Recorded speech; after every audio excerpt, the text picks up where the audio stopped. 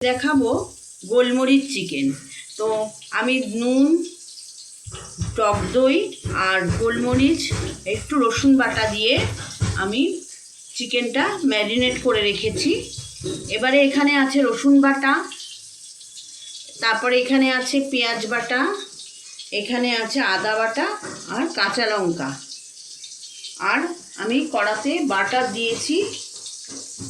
বাটারের মধ্যে আমি এলাচ, লবঙ্গ, দারচিনি দিয়ে দিয়েছি। এখানে আর একটু বাটার দিয়ে এটা রান্না করলে বেশি টেস্ট হবে, এই জন্য আমি বাটারটাই বেশি করে দিলাম। তেলও দেওয়া যায়, কিন্তু বাটারটাই বেশি টেস্ট হবে।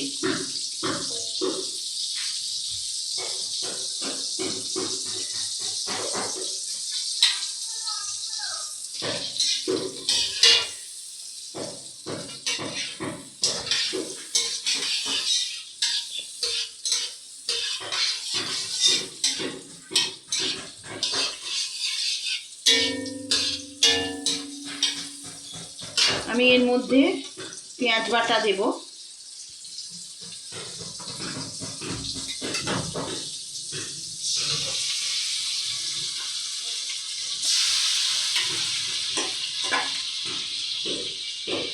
এবারে দেব আদা বাটা,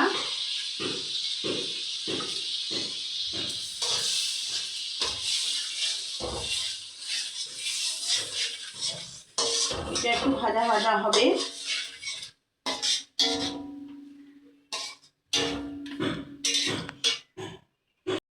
দেখো আদা পেঁয়াজটা আমার ভাজা হয়ে গেছে। এবার দেব রসুন। রসুন আমি এমনিও ম্যারিনেটের সময় দিয়েছি।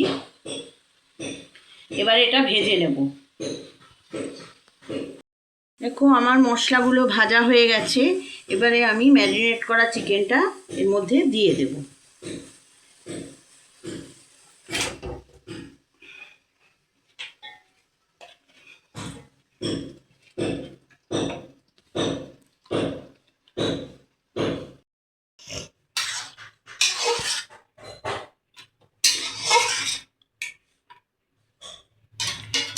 এবারে আমি মাংসটা কষে নেব। পরে আবার আমি একটু এর মধ্যে গোলমরিচও দেব। মাংসটা আর একটু কষা হোক তারপরে।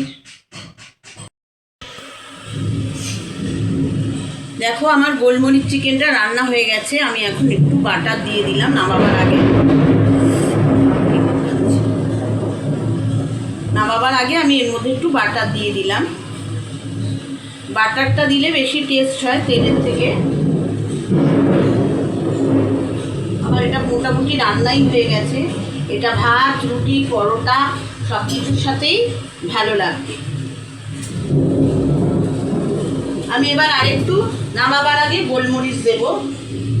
যেহেতু এটা গোলমরিচ চিকেন, সেহেতু আমি নামাবার আগে একটু গোলমরিচের গুঁড়ো দেব।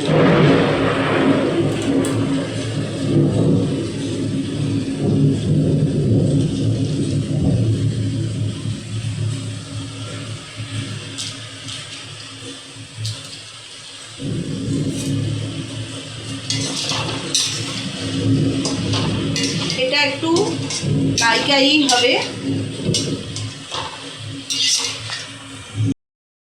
সেহেতু আমি একটুখানি অল্প একটু চিনি দিলাম।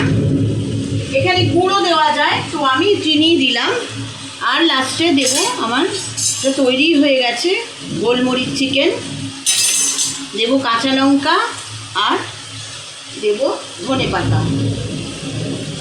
আমার রান্নাটা মোটামুটি কমপ্লিট হয়ে গেছে। তোমরা এই রান্নাটা ট্রাই করবে এবং বন্ধুরা আর আমার চ্যানেলটা অনেক অনেক লাইক করবে, শেয়ার করবে এবং সাবস্ক্রাইব করবে। আমার এই গোলমরিচ চিকেন তৈরি হয়ে গেল।